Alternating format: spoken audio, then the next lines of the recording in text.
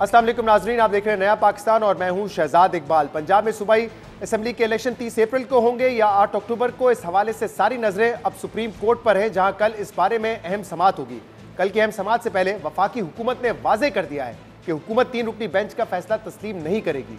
हुकूमत chief justice समेत दीगर जो जजेस के खिलाफ रेफरेंस दायर करने पर भी गौर कर रही है, जबकि पाकिस्तान तहरीक इंसाफ सुप्रीम कोर्ट का हुक्म ना मानने पर हुकूमत को तौहीन अदालत की कार्रवाई से डरा रही है। वजीर दाखिला राना सलाउल्लाह ने कल एक इंटरव्यू में यह दावा किया है कि हुकूमत 3 जजेस के खिलाफ रेफरेंस दायर करने पर गौर कर रही है। मगर चेयरमैन पाकिस्तान तहरीक इंसाफ इमरान खान का कहना है कि पूरी कौम सुप्रीम कोर्ट के पीछे खड़ी है, अदालत 90 रोज में इंतखाबात का ही हुक्म देगी, हुकूमत हुक्म नहीं माने ये कैसे हो सकता है। जबकि पाकिस्तान तहरीक इंसाफ के रहनुमा फवाद चौधरी ने कहा है कि अगर हुकूमत ने सुप्रीम कोर्ट का फैसला ना माना तो एक और वजीर आजम तौहीन अदालत केस में घर जाएगा। फवाद चौधरी कह रहे हैं कि अदालत का हुक्म नहीं माना गया तो फिर तौहीन अदालत लगेगी और प्राइम मिनिस्टर डिस्क्वालीफाई हो जाएंगे। इससे पहले भी 2 वजीर आजम अदालत के जरिए घर जा चुके हैं। इसके अलावा इमरान खान से आज ये भी सवाल हुआ था कि क्या आप हुकूमत से बैठ के बातचीत करने के लिए तैयार हैं, तो उसका जवाब उन्होंने ये दिया कि मैं खुद तो बातचीत नहीं करूंगा, टीम बातचीत कर सकती है, लेकिन बातचीत भी सिर्फ इलेक्शन के हवाले से होगी। उनसे ये भी पूछा गया कि क्या आप चीफ ऑफ आर्मी स्टाफ से इस वक्त इन कॉन्टैक्ट है, उनसे बातचीत हो रही है। उन्होंने कहा बातचीत नहीं हो रही, लेकिन इलेक्शंस के हवाले से बात हो सकती है। इमरान खान ने कहा इलेक्शंस में बात हो सकती है। इस पर मजीद बात करेंगे। नून लीग के सीनियर रहनुमा मलिक अहमद खान साहब इस वक्त हमारे साथ मौजूद है। मलिक अहमद खान साहब, बहुत बहुत शुक्रिया वक्त देने के लिए। कल इत्तेहादी पार्टियों का इजलास हुआ, जिसका एक एलामिया भी सामने आया, जिसमें अदम एतमाद का इजहार किया गया है जो मौजूदा सुप्रीम कोर्ट का 3 रुकनी बेंच है। अब आज आपकी पार्टी का भी इजलास हुआ है, क्या फैसला हुआ है, क्या अहकाम दिए जाएंगे अटॉर्नी जनरल साहब को, क्या इस प्रोसीडिंग्स का बाइकआउट करने जा रही है आपकी हुकूमत, और जो फैसला आएगा फिर उसको क्या तस्लीम करेंगे या चैलेंज करेंगे, रिव्यू में जाएंगे, क्या फैसले हुए आज?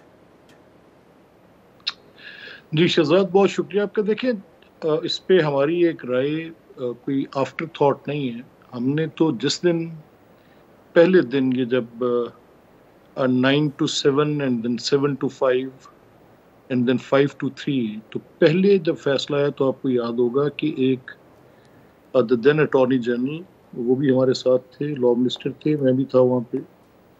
तो सुप्रीम कोर्ट के बाहर हमने ये कहा था कि ये 4-3 की जजमेंट है, ये तो इस तरह से तो सो मोटो के इख्तियार के ख़िलाफ़ और इस प्रोसीडिंग का सुप्रीम कोर्ट में 184(3) के तहत चलने पे ये 4-3 के फैसले के साथ ये पिटिशन जो है दैट हैज़ बीन, उसके फैसला 4-3 का है।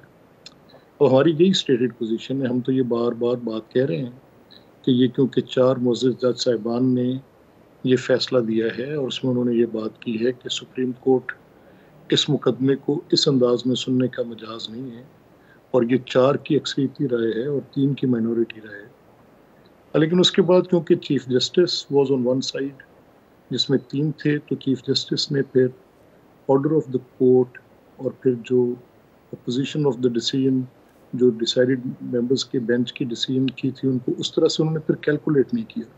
तो फिर कुछ ऑफिस वर्क में फ़र्क आया जैसे भी हुआ, और वो पिटिशंस जो थी वो कंटिन्यू की और उस फैसले के ऊपर अमल दरामद उन्होंने कह दी, जिस पर इलेक्शन कमीशन ने उस फैसले के ऊपर एक डेट भी दी। और बाद अज़ां जब इलेक्शन कमीशन के पास ये सूरत हाल वाज़ेह हुई कि ये इस तरह से मामलात जो हैं इलेक्शन के नहीं चल सकते, तो वो keeping that in a different perspective. लेकिन यहाँ बात ये थी कि ये फैसला 4-3 का है। हाँ, इसमें मलिक साहब जो अभाम है वो ये है कि 3 जजेस कहते हैं ये 3-2 का फैसला है, 2 जजेस कह रहे हैं कि ये 4-3 का फैसला है।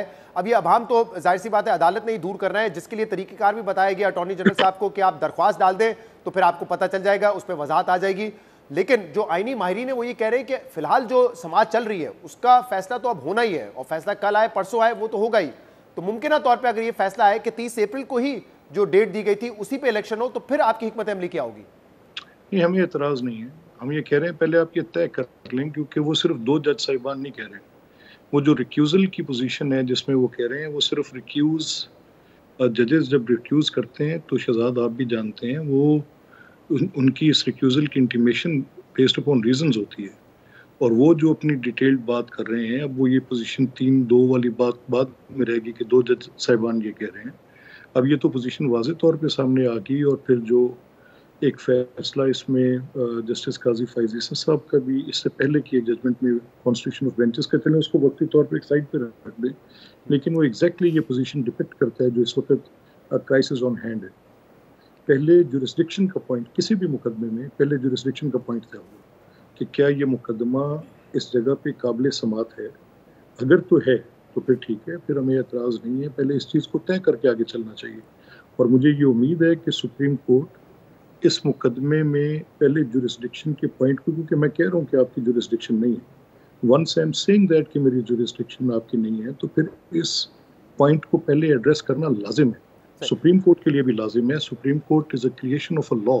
जी अच्छा मलिक साहब, इसमें मामला ये कि जब 9 रुकनी बेंच था तो उस वक्त भी तमाम जजेस ने ये कहा कि देखिए असेंबलियां टूट गई हैं तो इंतखाबात तो 90 दिन के अंदर होने हैं। कुछ जजेस का इख्तलाफ ये था जो सामने आया वो ये कि 184(3) का ये केस नहीं बनता क्योंकि लाहौर हाई कोर्ट और पेशावर हाई कोर्ट में मामला है। अच्छा, अब लाहौर हाई कोर्ट का जो सिंगल बेंच का फैसला था वो भी यही था कि इलेक्शन कमीशन ऑफ पाकिस्तान तारीख दे।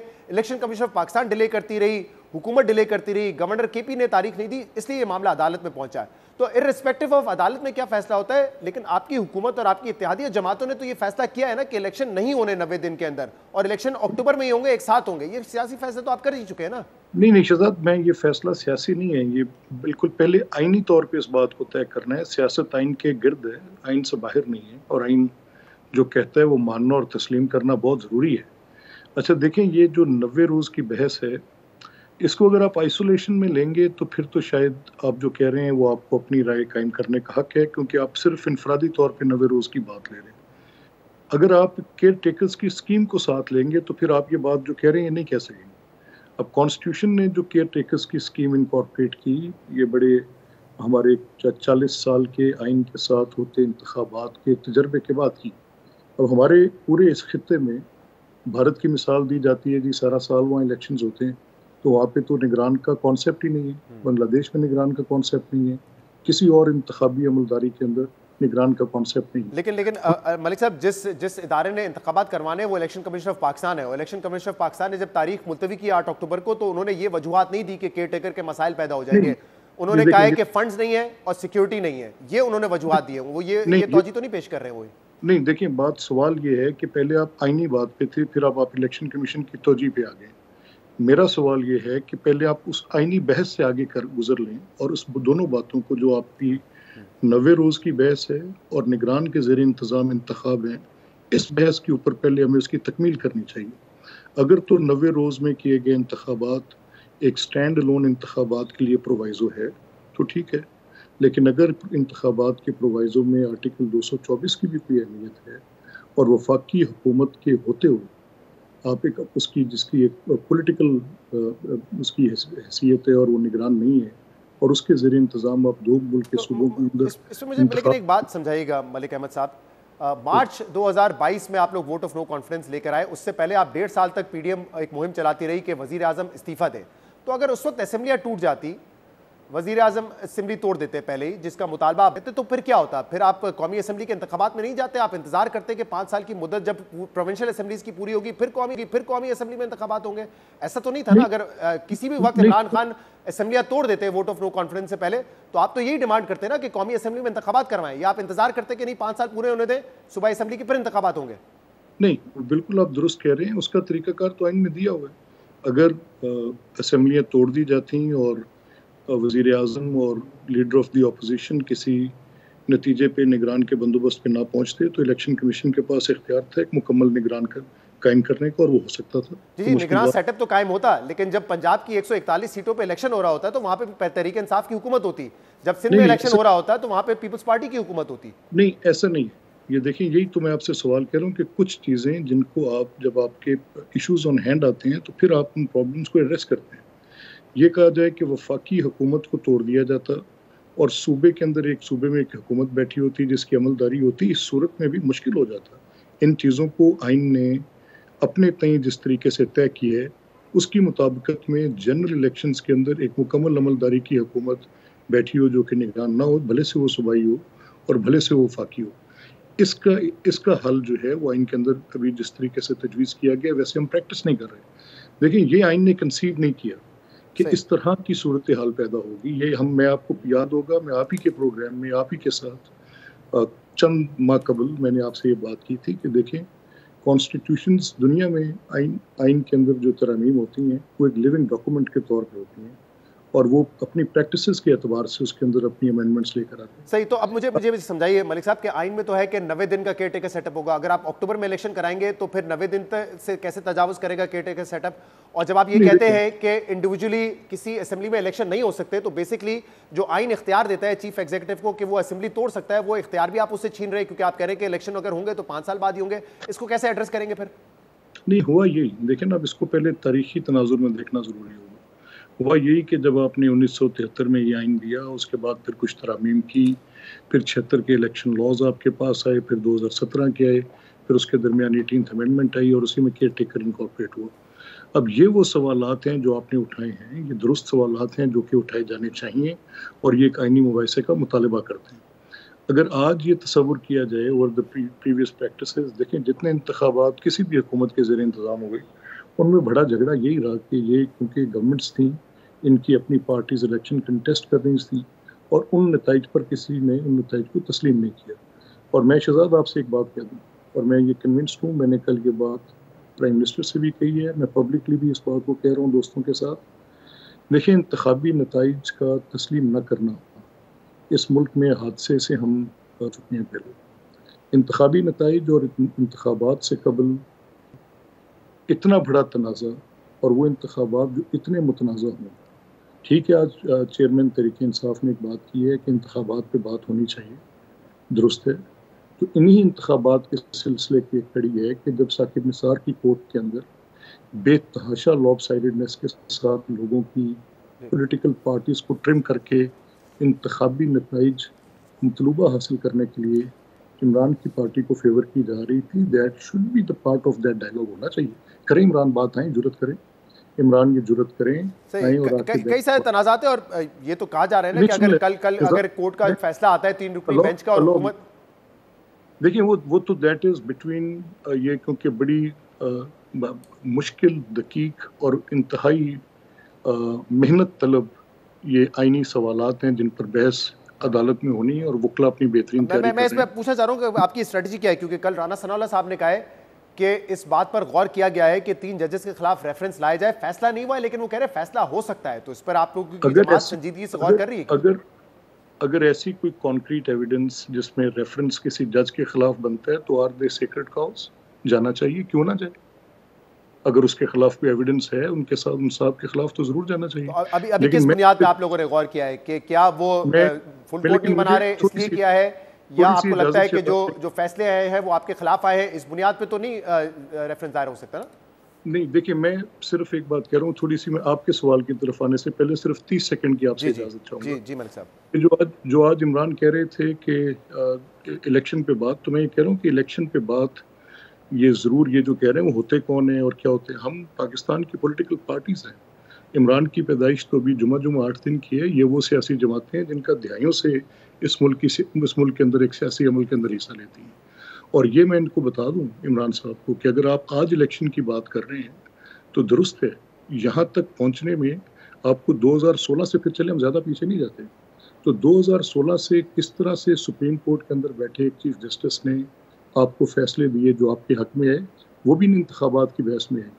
किस तरह से इस्टेब्लिशमेंट ने आपको सपोर्ट किया और कैसे पार्टी को तोड़ा गया और किस तरह से आपको ये मसनद इक़्तिदार, ये दुरुस्त बात है। जहां से बिगाड़ शुरू हुआ है वो बहस में बिल्कुल आना चाहिए और आइंदा भी कैसे चलना है, किस इदारे का क्या रोल होगा, उस पर भी बात करनी चाहिए, क्योंकि जिस तरह मसाइल इस वक्त हैं, जिन तनाज़ात में घिर चुके हैं, इसके अलावा कोई और सोल्यूशन नजर नहीं आता। लेकिन कोर्ट भी ट्राई कर रहा है कि टेम्परेचर कम करे, बात करे, लेकिन आप लोगों ने तो कहा है कि इमरान खान पहले माफी मांगे फिर बात होगी।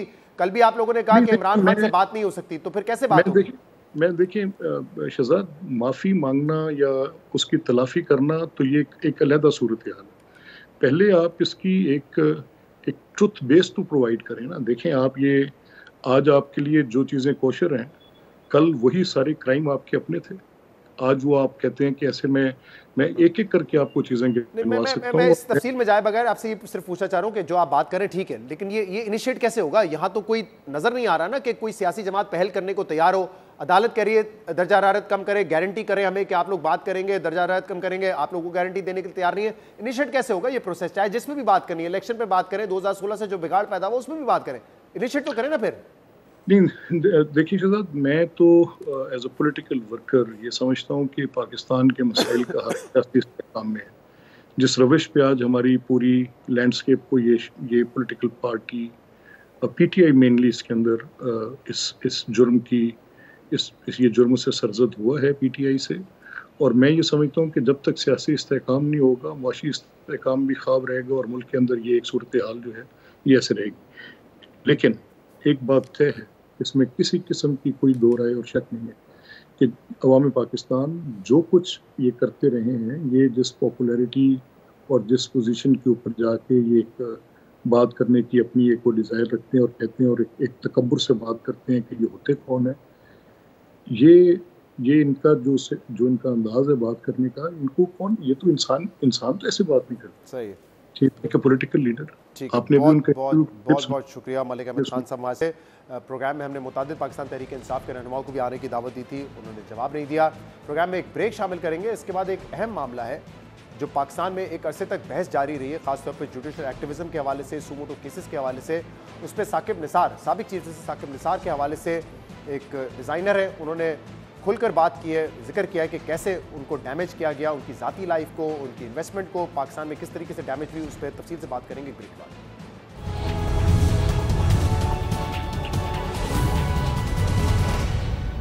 वेलकम बैक नाज़रीन। पंजाब और केपीके में 90 दिन के अंदर इलेक्शन हो पाएंगे या नहीं, इस हवाले से समाअत कल सुप्रीम कोर्ट में दोबारा शुरू होगी।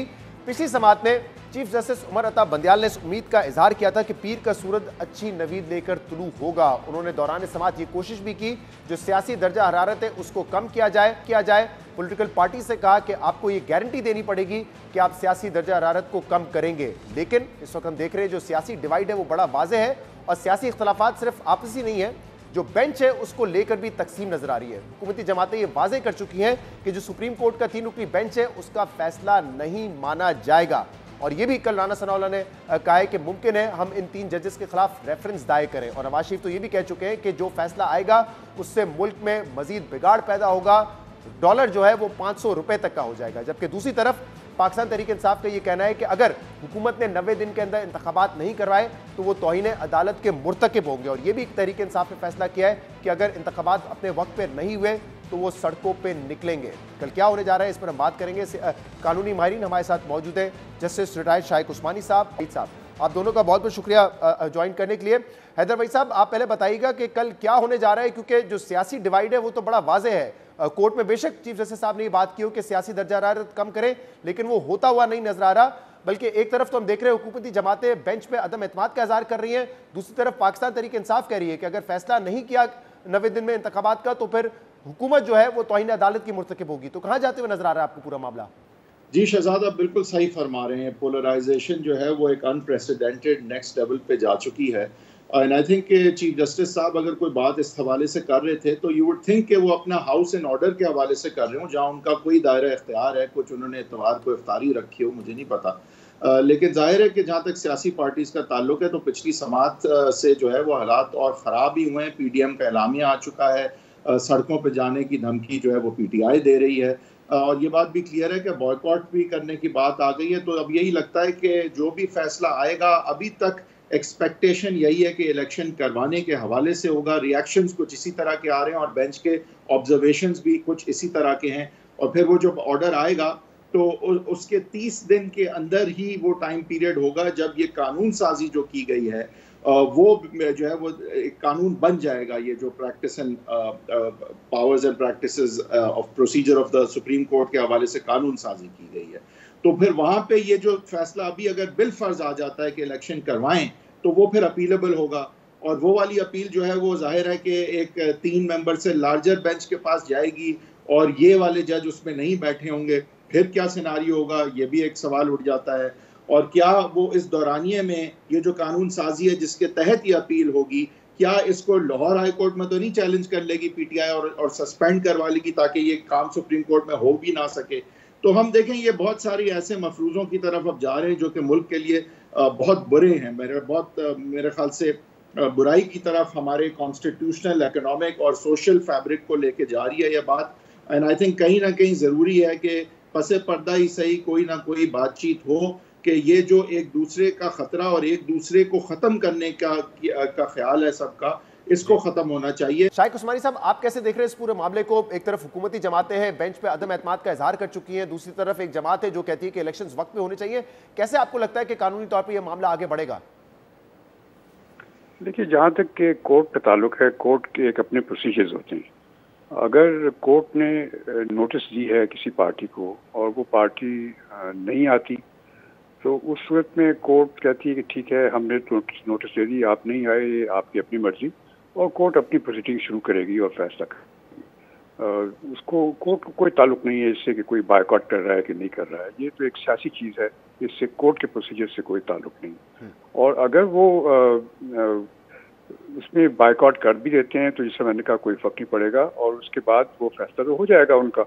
बात असल में सिर्फ यहाँ पे ये है कि चूँकि यहाँ प्रॉब्लम्स यहाँ पर मौजूद हैं, आपस में काफ़ी वो इस किस्म की अजीब अजीब बातें हो रही हैं, कोई कुछ कहता है, कोई कुछ कहता है, तो इसमें सबसे बेहतर तरीका यही है कि सारी कंट्रोवर्सी को ख़त्म करने का बेहतर तरीका यही है कि सुप्रीम कोर्ट के चीफ जस्टिस साहब एक फुल बेंच बना दें और सारा मामला रफा दफा हो जाएगा, कोई प्रोटेस्ट नहीं होगा, कुछ नहीं होगा।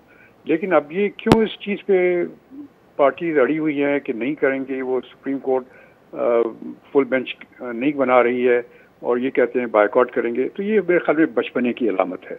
शाइक उस्मानी साहब, एक मामला ये भी है कि ये फैसला 4-3 है या 3-2 है।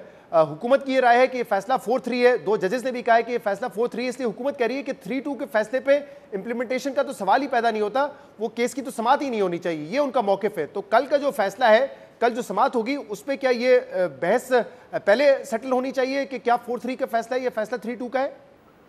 देखिए, कल जो हियरिंग हो रही है वो तो इम्प्लीमेंटेशन की हियरिंग हो रही है ना, कि आपने इलेक्शन कराने थे 90 दिन में, वो आप कराएं इलेक्शन, उसके क्यों नहीं कराया आपने।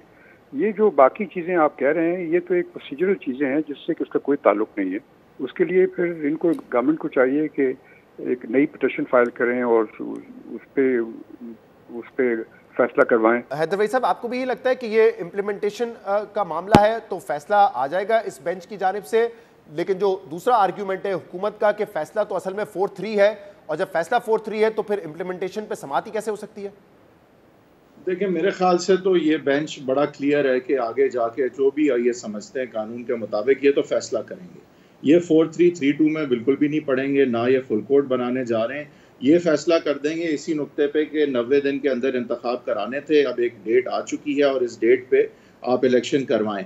और अगर ये ना सही तो जो कुछ भी होगा, मेरे ख्याल से लग यही रहा है कि इलेक्शन की तरफ बढ़ेंगे, और आई थिंक ये इवन मोडालिटीज़ को कुछ तय करेंगे। इन्होंने इसीलिए सेक्रेटरीज जो हैं रेलेवेंट मिनिस्ट्रीज़ के, उनको भी आई थिंक बुलाया है, और आई थिंक कि जहाँ तक बजट्स और सिक्योरिटी और सारे मामलात हैं, उनको लेके वो कोई ना कोई ऐसा फैसला देंगे जो मेरे ख्याल से हुकूमत को काबिल कबूल नहीं होगा। और शाइक उस्मानी साहब बिल्कुल सही फरमा रहे हैं कि बॉयकॉट या कुछ भी हो, कोर्ट ने तो आगे जाके फैसला देना है। अब अगर मैं PML नून हूँ तो मैं रिव्यू या एक दरख्वास्त डालूंगा पिछले केस में कि भाई ये फैसला 3-2 वाला हो या 4-3 वाला, वजाहत करें और फैसला दें। तो अभी तक तो हमारे पास पता नहीं फैसला है या नहीं है। और अगर मैं इस बेंच में बैठा हूँ तो मैं फैसला ऐसा करूंगा कि जो ऐसा होगा कि भाई पिछला हुआ भी ना हो, लेट्स से केस फाइल ही ना हो, 4-3, 3-2 छोड़ के असर 9 में फैसला कर दूं कि भाई 90 दिन के अंदर तो होने हैं ना इलेक्शन। बड़ा इंटरेस्टिंग है हैदर भाई साहब, क्योंकि हमने देखा जब ये 9 मेंबर बेंच भी था तो उसमें भी तमाम जजेस की राय ये तो थी कि 90 दिन के अंदर इलेक्शन होने हैं। जिन्होंने इख्तलाफ किया उन्होंने इख्तलाफ इस बुनियाद पे किया कि क्योंकि ये मामला लाहौर हाई कोर्ट और पेशावर हाई कोर्ट में है, लिहाजा 184(3) का मामला ये नहीं बनता, सुमोटो का मामला ये नहीं बनता। और इसके अलावा लाहौर हाई कोर्ट भी, उसका सिंगल बेंच भी यही फैसला दे चुका था कि 90 दिन के अंदर इलेक्शन होने, इलेक्शन कमीशन ऑफ पाकिस्तान तारीख दे। इलेक्शन की बात सब कर रहे हैं, लेकिन फिर भी इलेक्शन 90 दिन के अंदर होते हुए नजर नहीं आ रहे।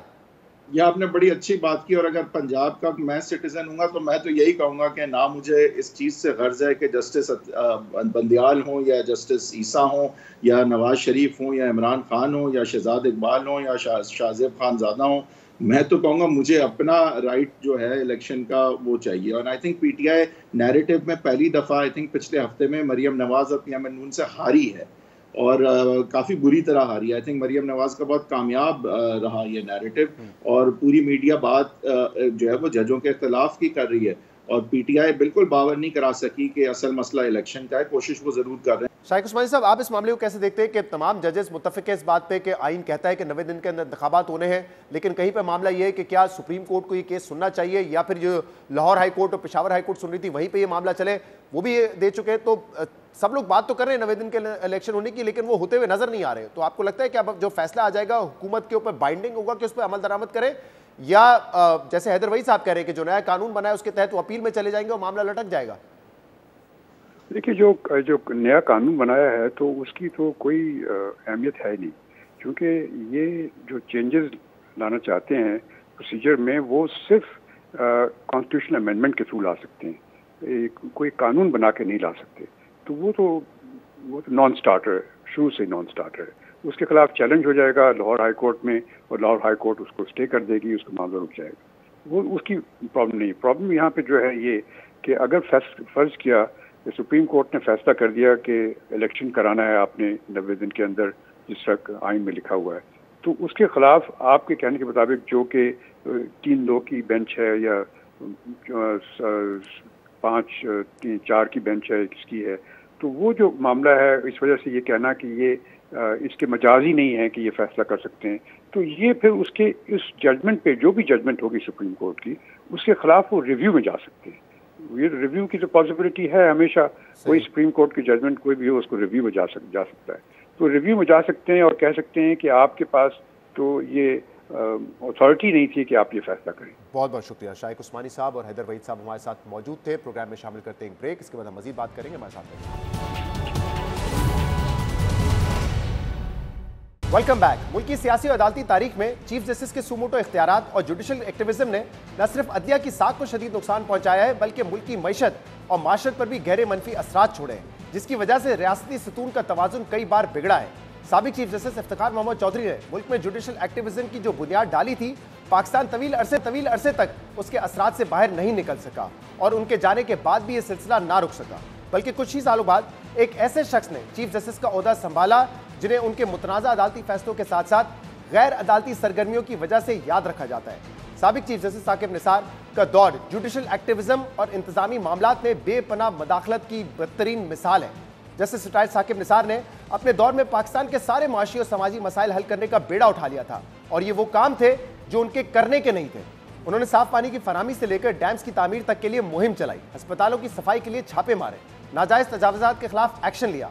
साबिक चीफ जस्टिस ने डॉक्टर्स की ज्यादा तनख्वाहों, दूध की पैदावार, मोबाइल कार्ड्स पर टैक्स और बढ़ती हुई आबादी जैसे मसाइल पर तवील समातें की। मगर साकिब निसार के इस एक्टिविज्म से उन्हें अपने दौर में तो बड़ी मीडिया कवरेज मिली, अखबारों में उनकी सुर्खियां भी लगी, लेकिन उनके इस एक्टिविज्म से इदारों का नुकसान हुआ, हुकूमत और इंतजामिया मफलूज हुई और लोगों की जिंदगियां खराब हुई। और अब वो सब कहानियां आहिस्ता आहिस्ता खुलकर सामने आ रही हैं और साकिब निसार के सताए हुए लोग एक एक करके सामने आकर अपनी स्टोरी बयान कर रहे हैं। पाकिस्तानी निज़ार फ्रांसीसी शहरी महमूद भट्टी भी साकिब निसार के सुमोटो केसेस से मुतासरा अफराद की फहरिस्त में शामिल है, जिन्होंने 1997 में DHA लाहौर में 275 बेड्स पर मुश्तमिल निजी अस्पताल कायम किया। महमूद भट्टी 2007 में फ्रांस से पाकिस्तान मुंतकिल हुए और उन्होंने पाकिस्तान में भारी सरमायाकारी की।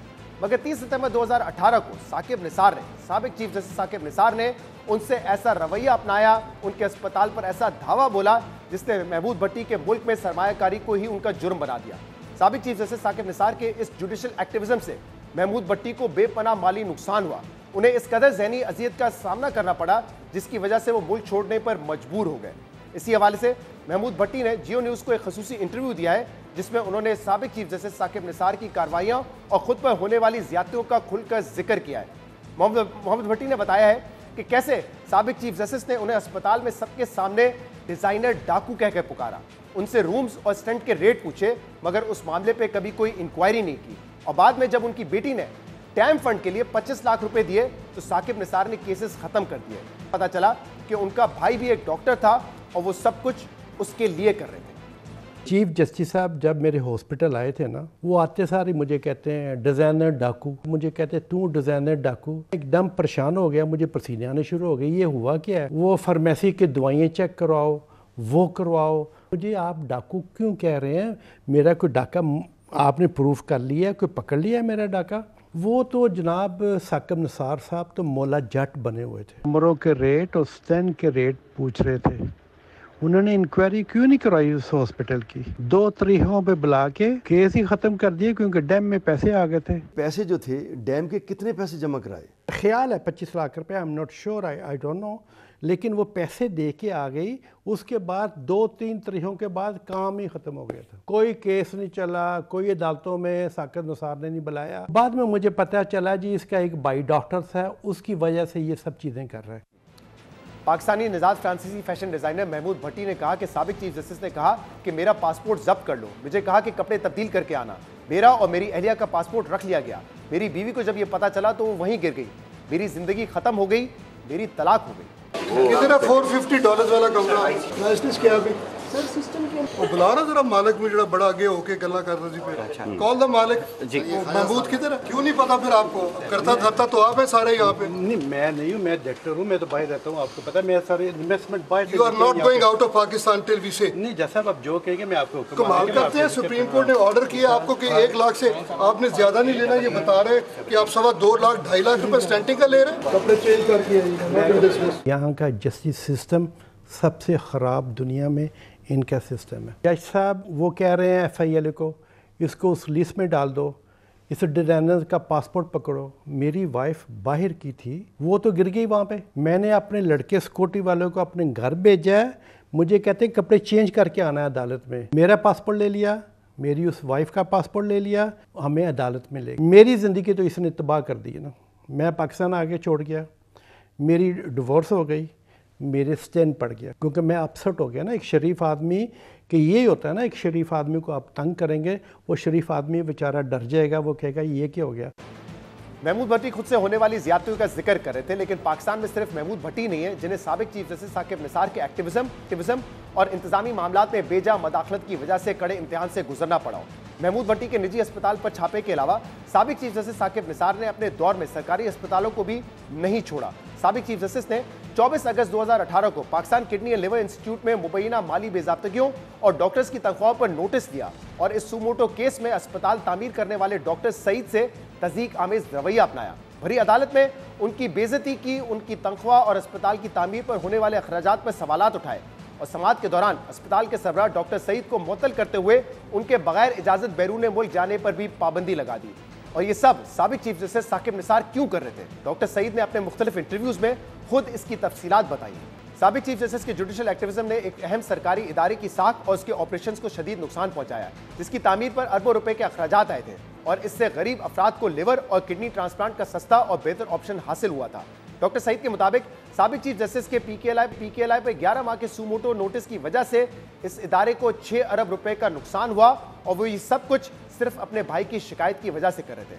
इसके अलावा साबिक चीफ जस्टिस साकिब निसार ने अपने दौर में पंचायतनुमा कचहरियां लगाई, हुकूमत और इंतजामिया के कामों में हद से ज्यादा मुदाखलत की, लेकिन अपने बुनियादी काम पर उनकी तवज्जो कम रही थी। जस्टिस रिटायर्ड साकिब निसार के दौर में सुप्रीम कोर्ट में ज़ेरे अल्तवा मुकदमात की तादाद कम होने के बजाय मजीद बढ़ गई। जब जस्टिस साकिब निसार ने यह ओहदा संभाला था तो सुप्रीम कोर्ट में ज़ेरे अल्तवा मुकदमात की तादाद उस वक्त 32,000 थी, मगर जब वो ओहदे से फारिग हुए तो ये तादाद 40,000 तक पहुंच चुकी थी।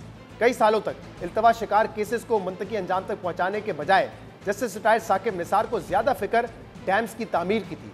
अपने 25 माह के दौर के आखिरी दिनों में साकिब निसार की खास तवज्जो भाषा डैम और मोहम्मद डैम की तामीर पे थी। इसके लिए उन्होंने डैम फंड कायम किया, सरकारी मुलाजमीन की तनख्वाह से कटौतियां की और वो ताजिर हजरात को भी कहते थे कि डैम फंड में रकम जमा करवाएं। लेकिन उनके चीफ जस्टिस रहते हुए डैम की तामीर तो शुरू ना हो सकी, लेकिन मई 2019 में जब साबिक वजीर आज़म इमरान खान ने मोहम्मद डैम की बुनियाद रखी तो साकिब निसार भी उस तकरीब में मौजूद थे। 40 साल के बाद fortunately supreme court of Pakistan ने इस डैम को बिल्ट अप करने के लिए लोगों को, दोस्तों को एक आवाज़ दी है और डायरेक्शन इशू की है। आपने इस पे पैरा देना है, आपने पैरा देना है। आप लोग हैं जो इसकी हिफाजत करेंगे, आप लोग हैं जिसने ये डैम को बिल्ट अप कराना है। सर, ये डैम नागुज़ीर है पाकिस्तान की। साबिक चीफ जस्टिस साकिब निसार दावा करते थे कि वो रिटायरमेंट के बाद भी डैम का पहरा देंगे।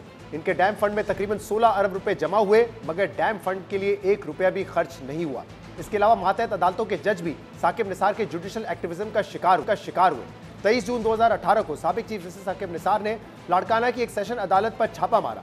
एडिशनल डिस्ट्रिक्ट एंड सेशन जज जमीर सुलंगी के कमरे अदालत में पहुंचे और वहां पे उनसे तज़दीक आमेज रवैया अपनाया और सेशन जज का मोबाइल उठाकर पटक दिया।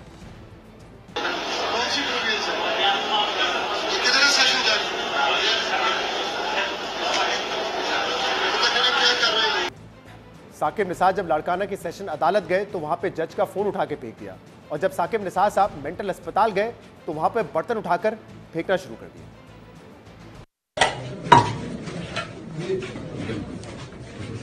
इसमें देते हैं खाना।